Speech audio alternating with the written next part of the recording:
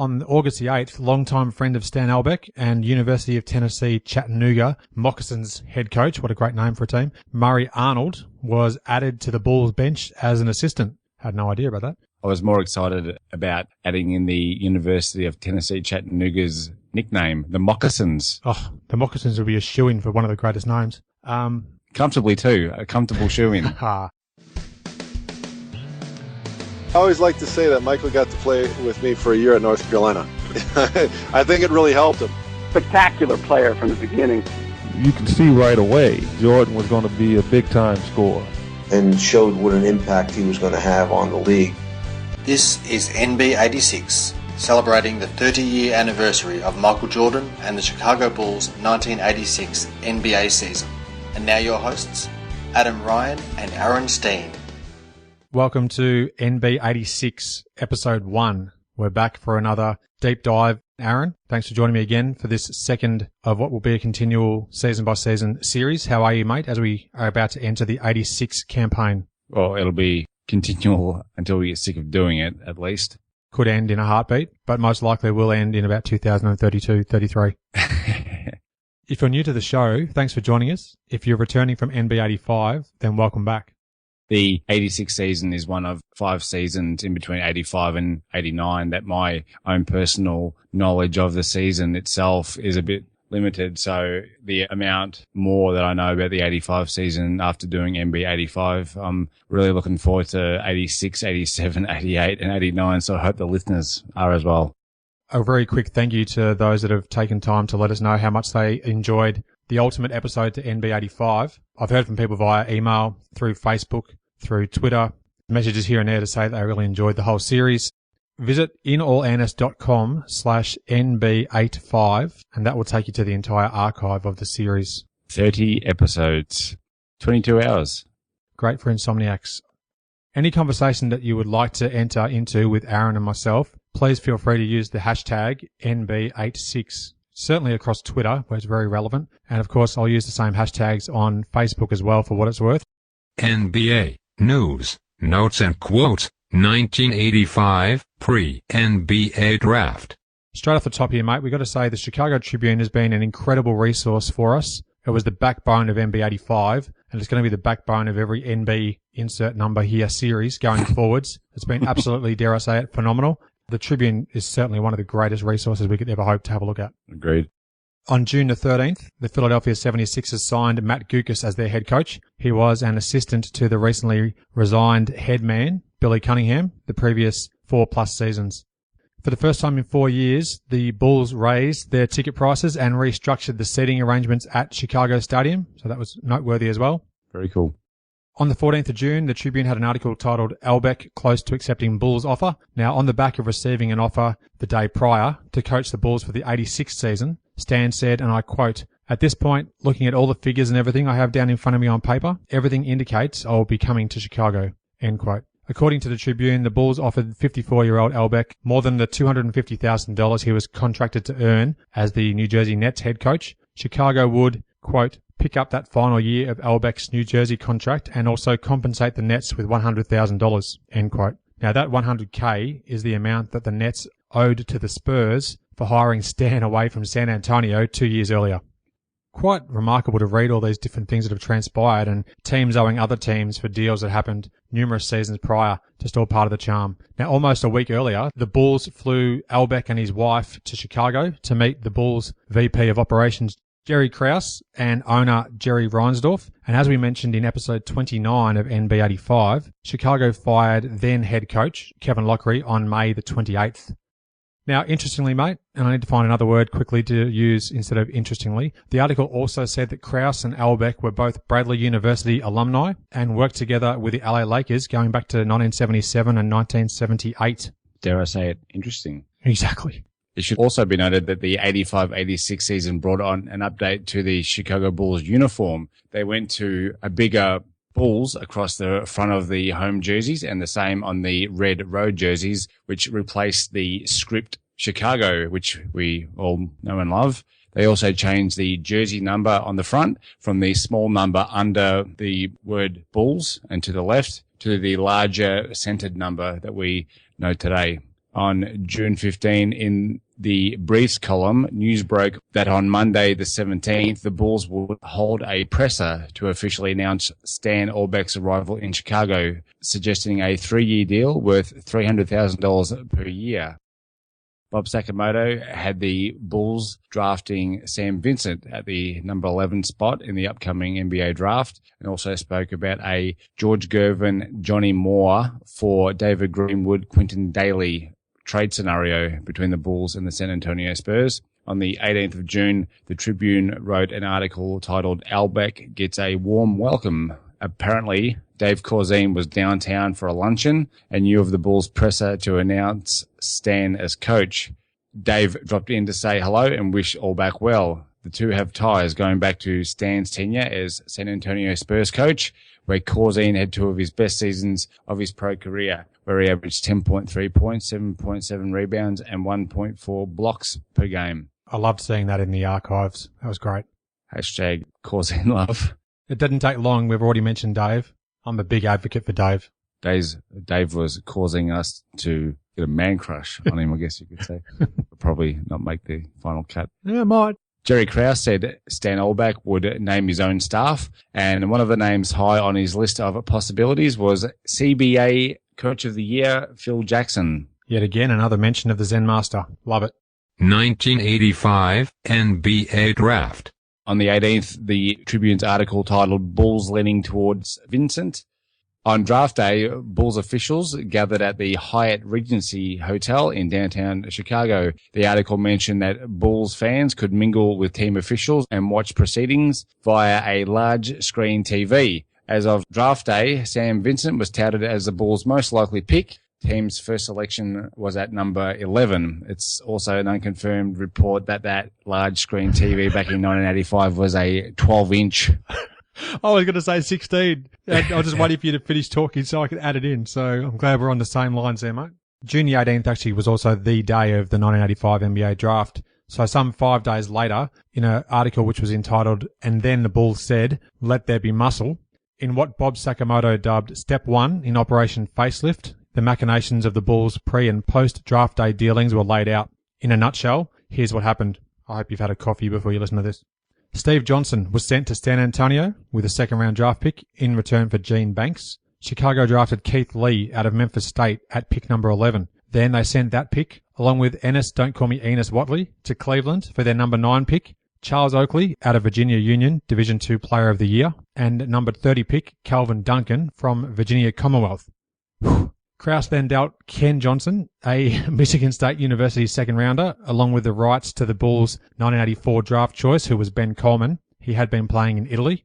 To Portland for the Blazers' number 25 pick, Mike Schmreck of Canisius. And in future articles, Mike was referred to as Mike, as in Wreck Schmreck. And I'm not kidding. Chicago conclude draft day selecting 7 more players, most notably future Bull Mike Brown, inallandis.com/62. He's a former podcast guest and friend of the show. And for Australian listeners, Adrian Branch. He played 4 years in the NBA, but would later star in our National Basketball League for 3 seasons. And my research leads me to believe that Branch was the first NBA champion, with the Lakers in 87, to play here in Australia. And a big thanks to andthefoul.net for their great website, which had a lot of great history about former NBAers and, of course, NBL here in Australia. The best quote from this article is without doubt the following, and it relates to the newly acquired Charles Oakley. He is a Jerry Sloan of a different era, of a different position, but of the same heart. Absolutely love that. It's amazing to see how convoluted some of these draft day deals can be.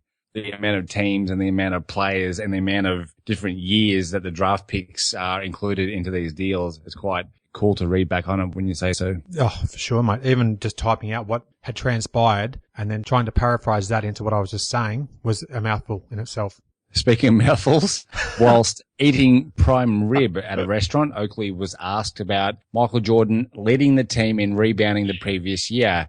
He swallowed his mouthful and then said that won't happen again and went back to his ribs. That's a fantastic tidbit. Love it. On the 27th, McDonald's was shooting a commercial featuring new pitchman Michael Jordan. DePaul star Tyrone Corbin was used as MJ's stand-in for the light and sound test for the commercial. I'm not sure if I'm Corbin, I'd be honoured to at least be a stand-in for Jordan, but then again, he's almost like, what? I've got to stand here and pretend to be Jordan because I sort of resemble him in some way until MJ turns up for the actual shoot. So I'm not sure how I'd take that. What are the chances that MJ mentioned that to Ty Corb on court one day when they were playing the Timberwolves or playing the Jazz? I'd say it'd be an absolute certainty, wouldn't it? Lock it in. On June the 30th, there was a great little article in the Tribune, and it was talking about Isiah Thomas showing up to Chicago State University's gym at the behest of league organisers. Now, this was the Summer Basketball League. The full name of it was the Schlitz Malt Liquor Summer Basketball League. Quite a mouthful to say the least, speaking of mouthfuls. And why did they ask Zeke to appear? Well, Michael Jordan, quote, wanted a little competition. So he asked for Isiah Thomas and the Mavericks' Mark Aguirre to play. Thomas agreed, but Aguirre didn't show. Other players at Chicago State at this time included Reggie Theus, Terry Cummings, former podcast guest, dare I say, Orlando Woolridge, and Maurice Cheeks. I got the other feeling in 1985 during his rookie season on a number of occasions that Isiah and Aguirre both had a bit of a bee in their bonnet about how big MJ was becoming in their hometown. Do you think that maybe MJ wanted to play these guys in particular just so we could put them back in their place? I get that feeling as well. And in the incredible Benji 30 for 30, which is fantastic by ESPN, he was tragically killed.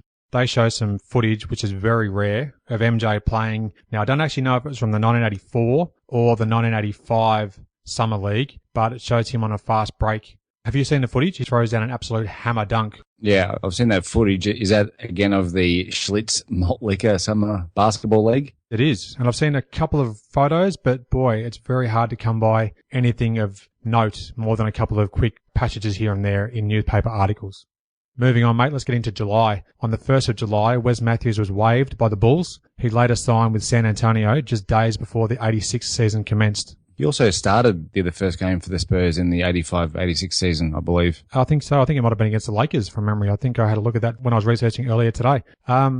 With the departure of Wes, that effectively left Michael Jordan and a reformed, for now, Quinton Daly as the team's primary guards. Daly had been oft referred to as a role model since the new Bulls management took over earlier in the year. Would it last? We'll get to that. A few names floated as possible trade options or free agent signings included the LA Clippers' Norm Nixon, Utah's Darryl Dr. Duncanstein Griffith, Phoenix's Kyle Macy, and San Antonio Spurs' Johnny Moore.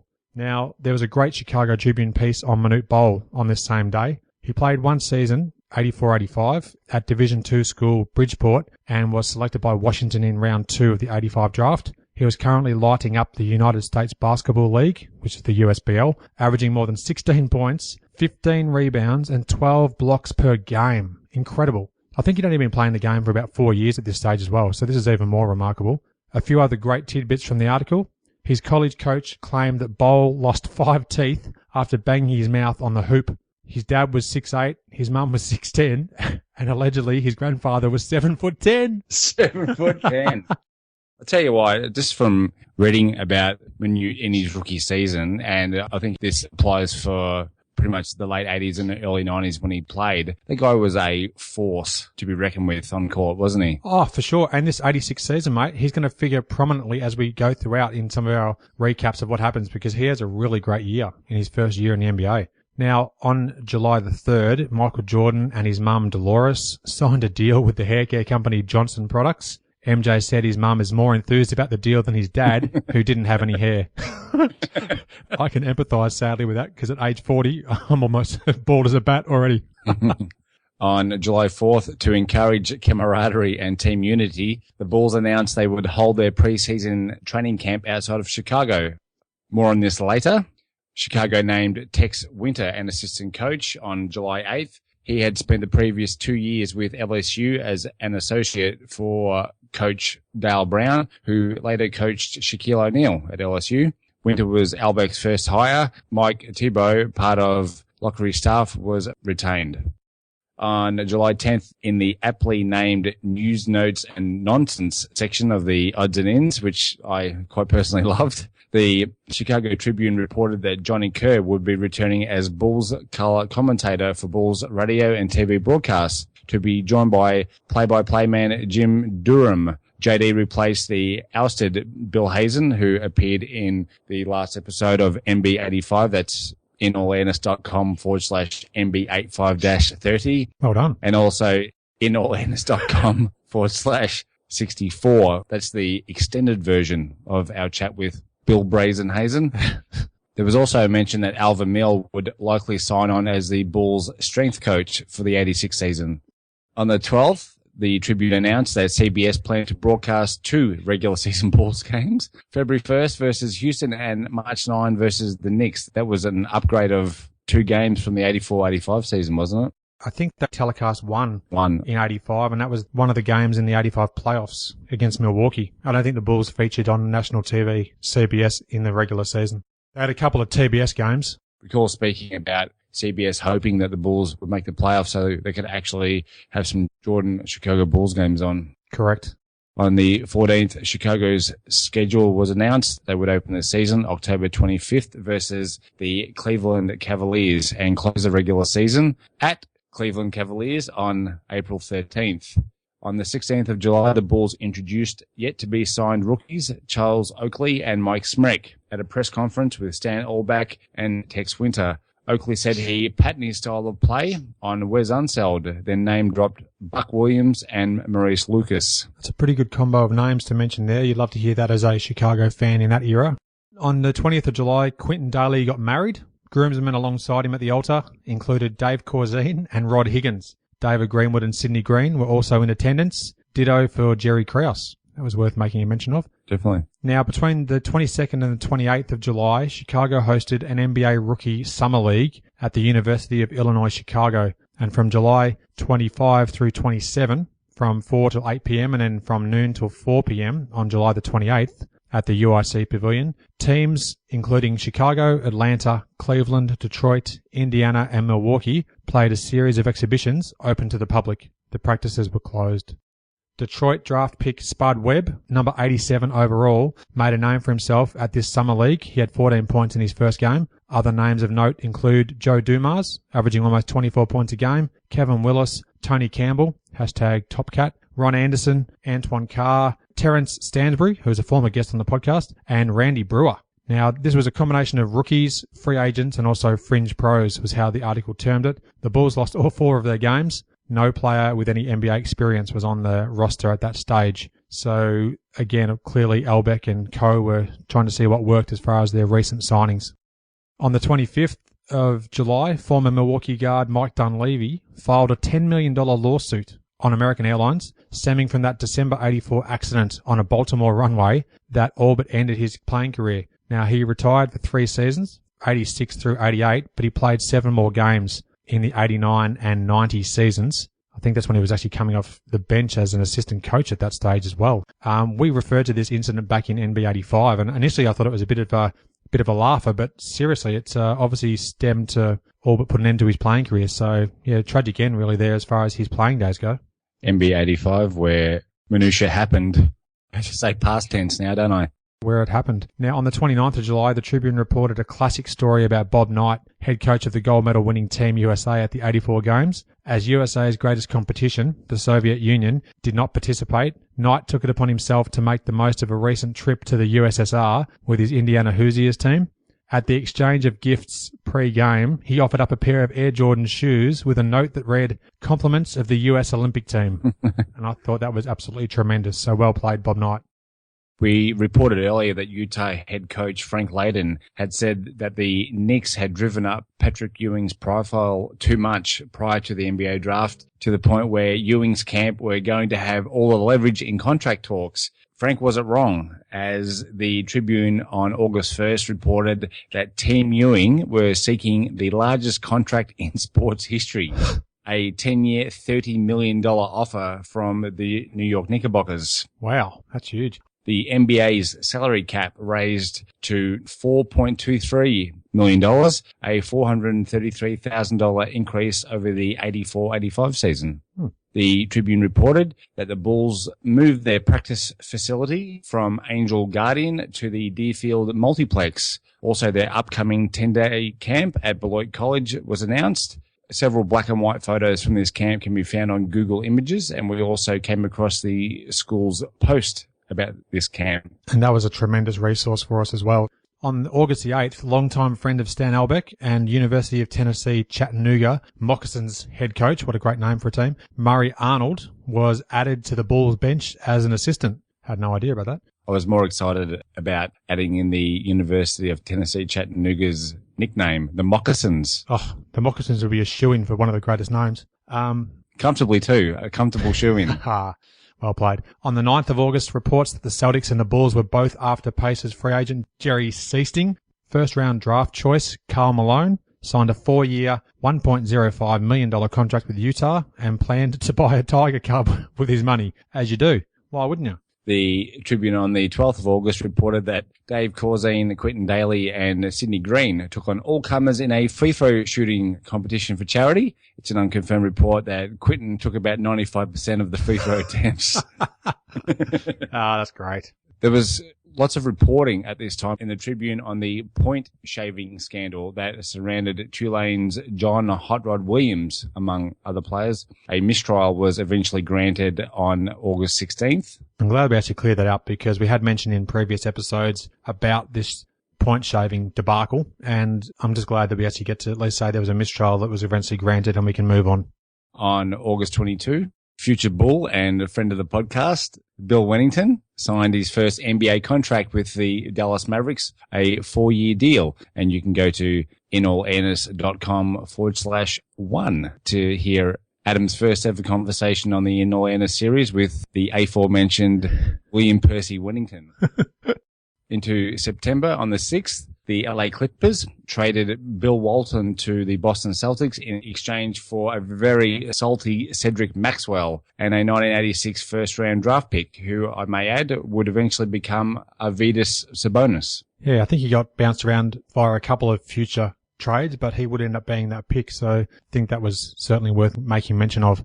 On the 10th of September, there was a great little article titled "A Benny for Your Thoughts" in the Chicago Tribune. I'll just quickly read through it. It's quite interesting. The Bulls have a crucial void that must be filled quickly. At guard, at forward, at center. How about at mascot? The team desperately needs a new Benny the Bull before the season debut. Interested? Then get a pen and paper and write why, in 250 words or less, you'd like to cavort around the stadium leading cheers, greeting kids and applauding every time the Bulls score. It's a great opportunity to pal around with Michael Jordan 41 nights a year, but try to think of the other pluses. Be entertaining, be creative, be artistic, and be on time. The Bulls need your essay at their new offices at 1 Magnificent Mile by 5 p.m. Monday. How phenomenal is that? Where do you even begin? Palling around with Michael Jordan 41 nights a year might have been drawing a long Sambui, don't you think? The longest of long, mate. No doubt about that.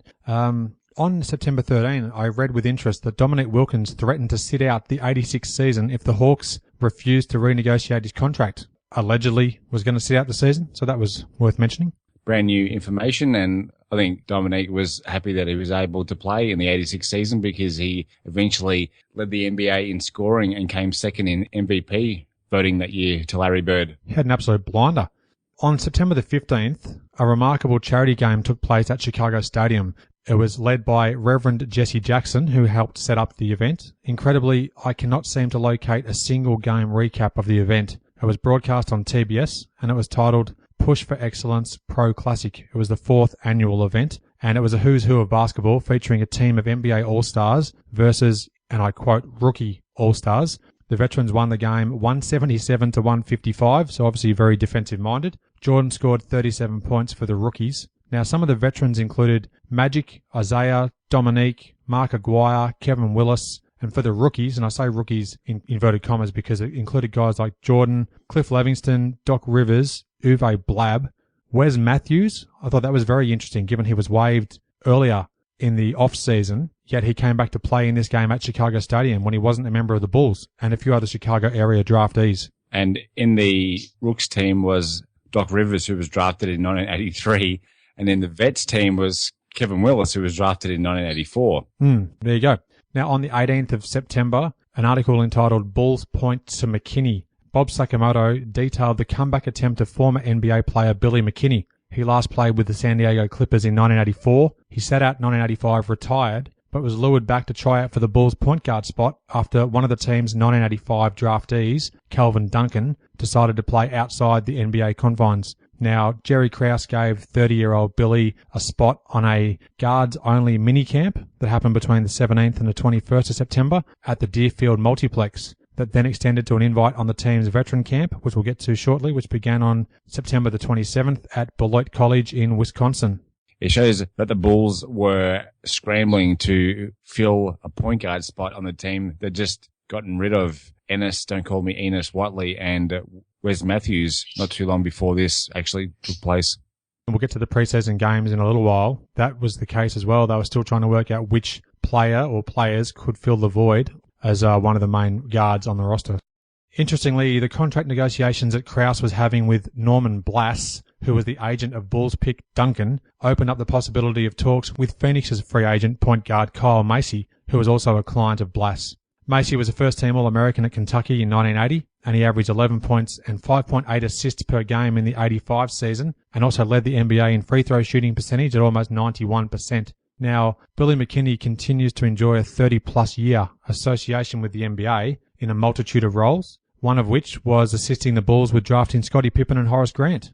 Bit of minutiae there for the minutiae lovers. Because there's been talk about a almost disagreement of sorts between Jerry Krause and Billy McKinney as to who originally first laid eyes on Scottie Pippen, because I believe that Krause sent McKinney to scout Pippen when he was playing at Central Arkansas. Hopefully one day we'll be able to actually clarify that for sure, mate. Now, in that same day's edition of the Tribune, there was news that Charles Oakley's contract negotiations were progressing well. The team hoped to have him signed before the preseason training camp commenced 9 days hence. Oak had been working out with Tex Winter in the weeks preceding, even though he was still unsigned. On September 20, Bulls' new base, a sight to behold. There was a great piece about the Bulls' new practice site. It details their move back in May from Angel Guardian Gym to the Deerfield Multiplex, and a soon-to-be-completed $1.3 million expansion that would make the Bulls facility state-of-the-art. Back in February, I was lucky enough to shoot some hoops at the Deerfield Multiplex, otherwise now known as Sachs Recreation Centre, and the original court that the Bulls actually practice on is still in place at the Multiplex. I'm insanely jealous about that too. Well, you got to see a game at Chicago Stadium, so you are way out in front of me. Yeah, that's true. On September 26th, the Tribune reported that the Bulls signed Charles Oakley to a 3-year contract a day before the team departed to Wisconsin for its training camp. On this same day, the Washington Bullets signed a 3-year deal with Manu Bol for a reported $300,000 total. Again, in the same day, Detroit announced they had invited Spencer Haywood to training camp. He had been retired from the NBA since the 1983 season, but played the most recent 2 seasons in the CBA. Ultimately, he didn't play a game in the 86 season, but it was a fun little detour that I came across when I read the article, because we've both been able to read up a little bit on Spence and his past as an LA Laker in Jeff Pearlman's great book, Showtime. So yeah, a very interesting little piece of minutia. Just didn't make it beyond the training camp. It's still pretty cool to see that he tried to give it a go and come back a good couple of seasons past his last NBA game. Chicago Bulls 1985-86 training camp. On September 27th, the Bulls opened their preseason training camp at Beloit College. There will be links in the show notes to this episode. There's a great story about the Bulls' trip to Beloit with some insanely rare photos as well. On the 28th of September, after the first day of camp, Quinton Daly was making his case to be the Bulls' starting point guard after being a spark plug off the bench in every game of the 85 campaign. We won't get into specifics yet on how this 86 season turned out for Q, but we can allude to the fact that this forthcoming season wouldn't play out how Daly envisaged. Some quick facts and figures, and this is taken directly from the link in the show notes to the Beloit campus and their story about the Bulls preseason training camp. The Bulls paid $100 a day for use of the college facilities. In return, they held 2 open practice sessions and played at least 1, possibly 2 intra-squad games in front of the fans. Now, Chicago practiced twice daily and allowed Beloit's basketball players a close-up view from the sidelines. Local fans paid an astonishing $1 a ticket for an open practice session, ponied up $4 for the intra-squad game, or you could pay an immense $5 and get a pass for all 3 events. Absolutely incredible. Now, I actually think as well, the Bulls rider Casey Johnson was actually in attendance, if I'm not mistaken, at this training camp. And it'll be fantastic to actually try and find out a bit more about that as this NB86 series continues. That's awesome because Casey is a great follow on Twitter and he interacts with his followers as well. So, yeah, we'll definitely have to Twitter tune him up for some information. For sure. Moving into October, on the 2nd of October, Michael Jordan served as an honorary official at the Beloit Cornell football game in charge of the coin toss, and there's a photo of that in that incredible link that I'll include in the show notes. After a few more days in Beloit, the Bulls broke camp and played a few exhibition games apparently before they returned home from their training camp to Chicago. You mentioned earlier on that the Bulls played a couple of intra-squad games at Beloit, and the October 3rd edition of the Tribune reported that in one of these, MJ had 47 points in assistant coach Murray Arnold's red team's 92-85 win over Tex Winter's white team in the Bulls intra-club scrimmage at Beloit. Now that is absolutely fantastic, and there is one photo from that link on the Beloit College that shows MJ kitted up in his Bulls outfit with his Air Jordans on, no less. And it's a great action photo. Just imagine being in that crowd to actually watch Jordan almost at the peak of his athletic powers, just in some random college in Wisconsin in the lead up to his second NBA campaign. I just can't get over it. It's incredible. Scoring 47 points. That is crazy. Oh. Speaking of crazy, a very cool piece of information about a long-time future Bull, John Paxson was reportedly ready to sign with Chicago after agreeing to a 3-year deal at more than $110,000 per season. Speaking of crazy, $110,000 per season compared to the salaries today. It sounds like chicken feed, doesn't it? There you go. Yeah, it does. And Paxson is actually one of the guys in that link that we'll include in the show notes as well. You see Johnny Pax with a full mustachio. Looks great too. That mustache is something to behold. So he was at that training camp as well. He was in an upgrade over their hilarious 1984 Olympic warm-up against the LAPD. The Chinese national team played the Bulls at Beloit College as part of their month-long tour of NBA training camps. Now, that is absolutely phenomenal. I had no idea that even happened. I missed that in my research for this episode. I'm absolutely stunned. Oh, what a great find. I got a question for you. Are you more stunned at this, or are you more stunned at the fact that before playing the US national team in the first game of the 84 Olympics, that the Chinese national team warmed up against the Los Angeles Police Department?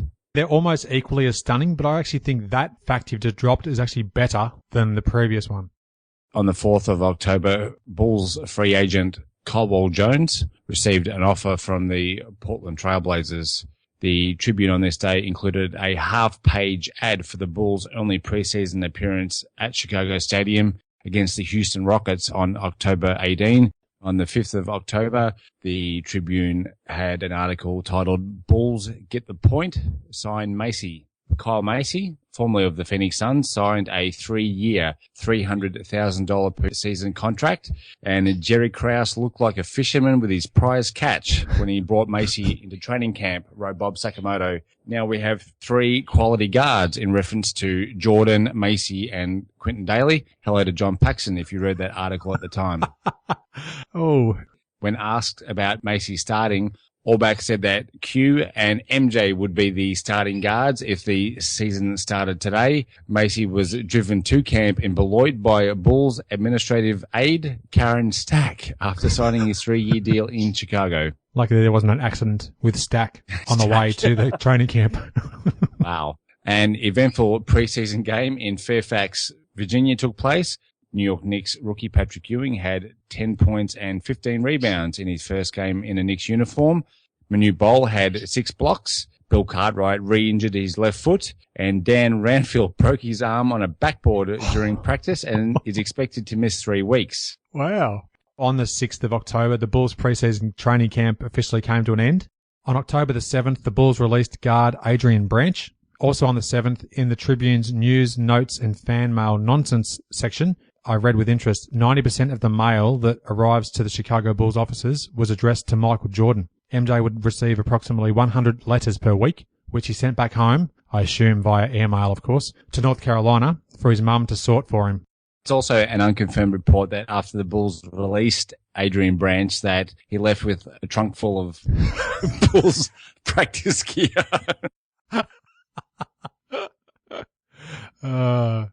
Chicago Bulls 1985-86 preseason games. Quentin Daly, Sidney Green and David Greenwood missed their flight for the Bulls preseason opener against Milwaukee. Shades of NBA 85 here as far as missed flights. Expanding on that a little bit, David Greenwood was effusive in his apologies to the Bulls and to brand new Bulls coach Stan Olbach, explaining that it had never ever happened to him before. Unfortunately for David, it would be the last time it would happen to him as a Bulls player. Also, Quentin Daly was genuinely sorry as well, and he tried to explain to Albeck. He actually said something like, previous seasons I actually deliberately did things to annoy people or to miss flights, but this time he was honestly sincere in that he didn't mean to miss the flight. Commencing on October the 7th versus the Milwaukee Bucks, the Bulls played at Des Moines, Iowa, and lost the game 129-114 in front of 9,875 fans. It was the first NBA exhibition game in Iowa in more than 25 years. MJ scored 20 points for the Bulls. And have a listen to this too, mate. WLS-TV, Channel 7 in Chicago, signed Jordan, Orlando Woolridge and coach Stan Albeck to make appearances during the 1986 season. MJ would make his first appearance on October 20, co-hosting Chicago Bulls Preview with Michael Jordan, alongside sportscaster Pete Rose. Is that Pete Rose of Cincinnati Reds fame? Pete Rose? The all-time hits leader in Major League Baseball, Pete Rose. I guess so. I know very limited info about the MLB. Interesting. Yeah. On October 8, MJ had 31, 13 and 6 assists in the Bulls' 133-122 double overtime loss to the Houston Rockets. Olajuwon led Houston with 24 points, 12 rebounds and 4 blocks. And in one sequence of plays, Olajuwon blocked a shot, hit a jumper, stripped Sid Green and took it down the other end for a dunk, blocked another shot, and then hit a turnaround on Juwan Oldham. Good effort. Sid Green was fast emerging as the Bulls' top power forward option with his great play in the preseason. The game was played at Houston in the Summit in front of 11,216 fans.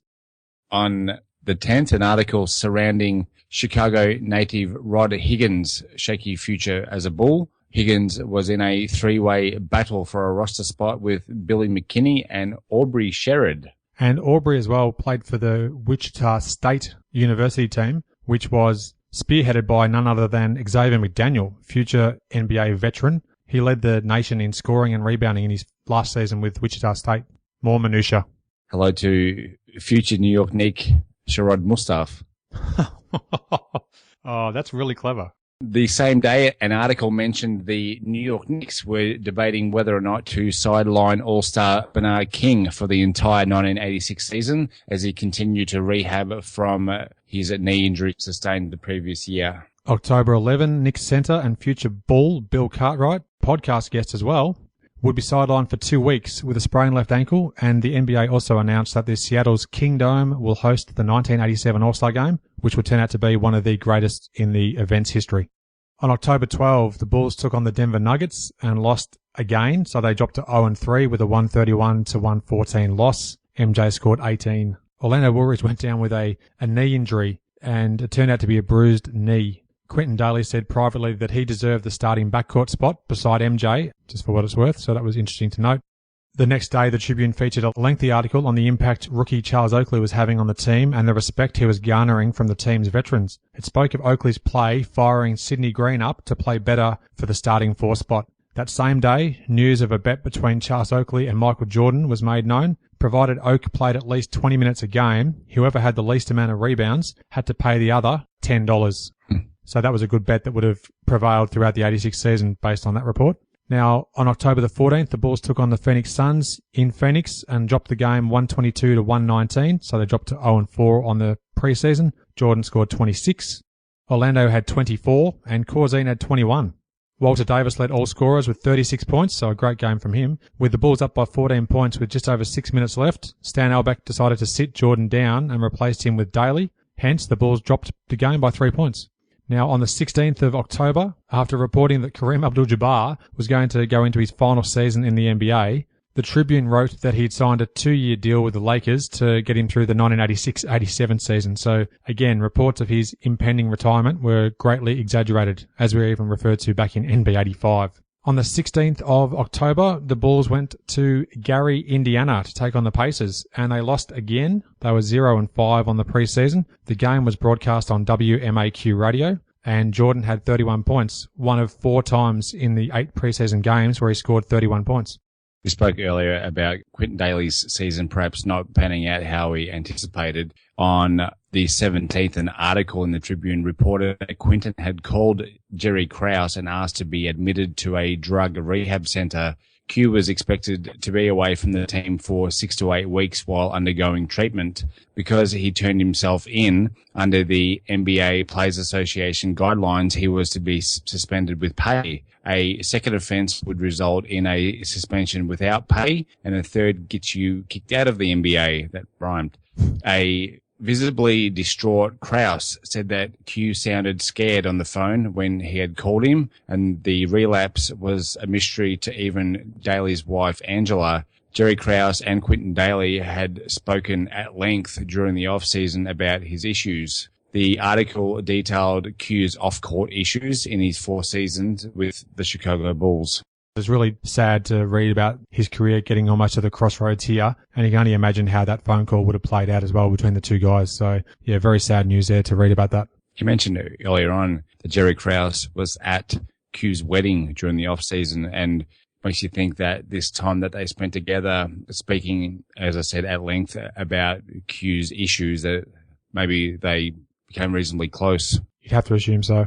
The following day's Tribune said it was unclear when or if Q would return to the team. It also claimed that former GM Rod Thorne's leniency on Daly may have contributed to Thorne's firing last season. It outlined the guys available to replace Q in the lineup. These include George Gervin, who said he would like to play for Allback again. MJ said that he was worried about Daly's future after the two had gotten close on and off the court. MJ then added he was never involved in Daly's personal life. I found that interesting that he mentioned that straight away after saying that they had gotten close. So they were obviously close, but MJ then distanced himself from the issues that Q had. Mm-hmm. Jerry Reinsdorf then justified the gamble of keeping Daly by adding Quinton's marriage in the off-season served to hopefully stabilize his life. Some sad times there, for sure. Now, on October 18, the Bulls took on the Houston Rockets at Chicago Stadium, their only home game of this preseason, and lost 105-99. Now, the game was broadcast on Sports Vision and carried on WMAQ radio. MJ scored 31 in front of 9,342 fans who occasionally booed the Bulls on a rainy night in the Windy City. They fell to 0-6 in the preseason. They started the game by shooting 1 of 11 and then made the score look respectable only after Houston coach Bill Fitch had emptied the Rockets bench in the 4th. Now on October 19, the Bulls travelled to Norfolk, Virginia to take on the Washington Bullets. Lost again, dropping to 0-7 with a 113-91 defeat in front of 6,130 people. They came away from that loss shaking their head at the NBA's latest novelty, it was quoted, 7'7" Minute Bowl. Now, Woolridge called Bowl for real after Minute blocked him twice in Bowl's 12 minutes on court. Also in an article that I read, the fans were cheering every time Minute touched the ball. So he already had that cult figure status. And as we alluded to, his 86th season, very underrated. And I think it gets lost when you look back at him historically. And right the way through from his rookie season in 85-86, right through to when he finished his NBA playing career, just seeing him on court and his frame, his 7'7" rail-thin frame, it was quite confronting at first because he looked completely different than any other player on the court. There's a clip where I think in one game against Phoenix, I'm pretty sure, at Phoenix, he's raining down like 6 or 7 3-pointers in one game. And to see a guy of his size and his unusual frame launching long threes and the opposition crowd even cheering him on when he shoots them, just fantastic to watch. And if you add to that 7'7" frame, his shooting style when he was running those threes in, it makes it even more extraordinary. Now, the Tribune also included an NBA season preview, and they outlined the Lakers and Celtics being even stronger than they were the year before, particularly Boston with the addition of Bill Walton from the Clippers. Rookie Patrick Ewing earned his 4th technical and 2nd ejection of the preseason after a brawl with, surprise, surprise, Steve Stepanovic. We've talked about Stepanovic quite a bit in NBA 85 because he riled numerous players with his style of play. Ewing then left the game the following day versus Detroit with his arm in a sling after he hyperextended his left elbow, which was injured in that fight with Stepanovic. On October the 20th, the Bulls had their final preseason game. It was this time at Greensboro, North Carolina. Jordan had 31 points. Bulls coach Stan Ulbach claimed to turn tyrant on his team after their 119-112 loss to Milwaukee in Greensboro, North Carolina, in front of 10,784 Jordan lovers, wrote Bob Sakamoto. The Bulls' 0-8 preseason record led MJ to say that he doesn't enjoy long seasons. He wants it to be enjoyable. Yikes. On the 22nd, the Bulls waived Aubrey Sherrod-Mustaf. And in the Tribune on this same day, David Stern said that the fights that have broken out in preseason games had better not carry over into the regular season. This after rookie Ewing's 4th scuffle in the preseason, resulting in $1,500 in fines.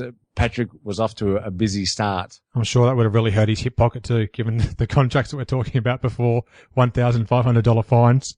On the 24th of October, on the eve of the season opener versus the Cavaliers, the Tribune reported that the Bulls could get George Gervin from San Antonio in a trade for David Greenwood. Jerry Krause was also reportedly working on a deal for 76er guard Leon Wood, 1984 Olympian. Indeed. As it turns out, Leon would stay in Philadelphia.